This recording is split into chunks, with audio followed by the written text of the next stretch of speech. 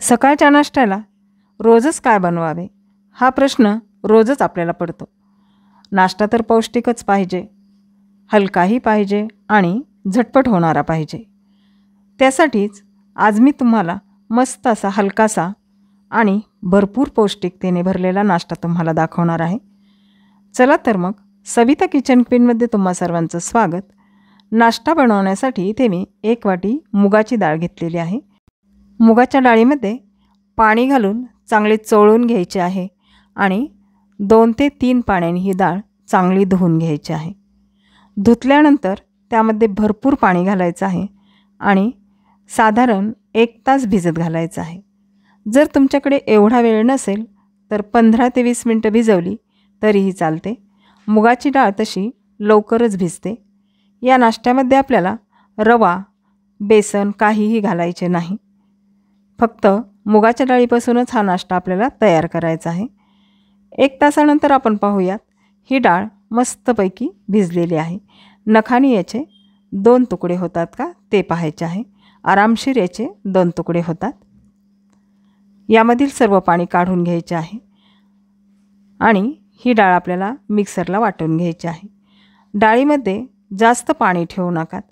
पीठ जास्त पातळ झाले तर आपला नाश्ता चांगला बनत नाही. इथे डाळ आपली छानपैकी निथळून झालेली आहे. यामधील सर्व पाणी निघालेले आहे. मिक्सरच्या भांड्यामध्ये ही डाळ आपल्याला काढून घ्यायची आहे. 2 हिरव्या मिरच्या घालायच्या आहेत. थोडंसं आलं घालायचं आहे, म्हणजेच अद्रक घालायचं आहे आणि मिक्सरला बारीक वाटून घ्यायचं आहे. अशा पद्धतीने आपलं डाळीचं वाटण तयार होईल. राहिलेली सगळी डाळ आपल्याला अशाच प्रकारे वाटून घ्यायची आहे. डाळीचं पीठ किंवा डाळीचं वाटण हे एका बाउलमध्ये काढून घ्यायचं आहे. काढल्यानंतर चमच्याने याला 10 मिनिट फेटायचं आहे. डाळीचं पीठ फेटल्यामुळे नाश्ता हा हलका बनतो. चांगलं याला फेटून घ्यायचं आहे. तुम्हाला चमच्याने जमत नसेल तर तुम्ही बिटरने फेटलं तरीही चालेल. तुम्ही पाहू शकता हे पीठ मस्त असं हलकं झालेलं आहे. आता यामध्ये आपण पाव चमचा हळद घालणार आहोत. हळद जास्त घालू नका. हळद जास्त घातली तर नाश्त्याला लाल रंग येतो. 1 चमचा साखर घालायची आहे. अर्धा चमचा लिंबू सत्व वापरत आहे. तुम्ही याऐवजी लिंबाचा रस वापरला तरीही चालेल.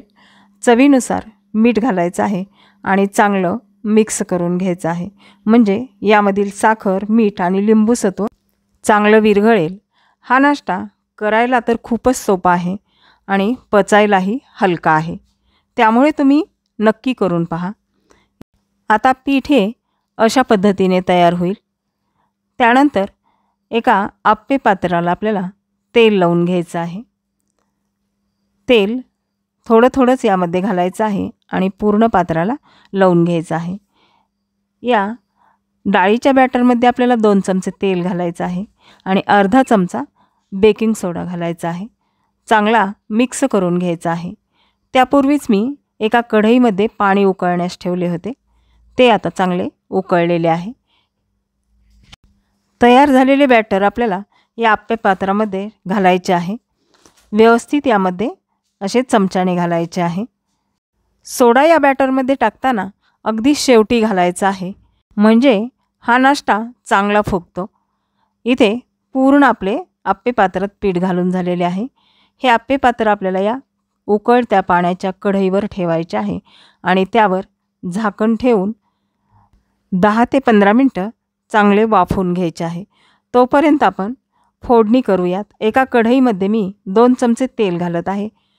थोडीशी मोहरी घालायची आहे. मोहरी तडतडल्यानंतर कढीपत्ता हा मी बारीक चिरलेला आहे तो यामध्ये घालायचा आहे आणि यामध्ये साधारण 1 कप पाणी घालायचं आहे आणि 1 चमचा साखर घालायची आहे.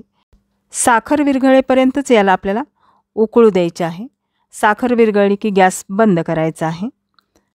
इथे नाश्त्यावर घालण्यासाठी आपली फोडणी तयार झालेली आहे. आता आपले ढोकळे झाले की नाही ते पाहूयात. आप्पे पात्र उघडून पाहूयात. ढोकळे आपले मस्त वाफळलेले आहेत. चमच्याने त्याची बाजू पलटून घ्यायची आहे आणि दुसऱ्या बाजूनेही पुन्हा आपल्याला 5 मिनटं वाफवून घ्यायचे आहेत. छोटे असल्यामुळे ते लवकर वाफळतात. ढोकळ्यावर झाकण ठेवून पुन्हा 5 मिनटं वाफवून घेऊयात. 5 मिनटानंतर पाहूयात ढोकळे आपले मस्त वाफळलेले आहेत. इथे आपला मूग डाळीचा मिनी ढोकळा तयार झालेला आहे. हे ढोकळे एका प्लेटमध्ये काढून घेऊयात आणि यावर तयार केलेलं फोडणीचं पाणी घालूयात. आपण हे पाणी घातल्यामुळे या ढोकळ्याला मस्त अशी चव येते. थोडीशी कोथिंबीर घालूयात. इथे आपले मूग डाळीचे मिनी ढोकळे तयार झालेले आहेत. तुम्ही नक्की करून पहा. आवडल्यास चॅनलला लाईक, शेअर, सबस्क्राईब करा. तुम्ही पाहू शकता मस्त आपला असा फ्लपी, अगदी जाळीदार, हलका असा मिनी ढोकळा तयार झालेला आहे. धन्यवाद.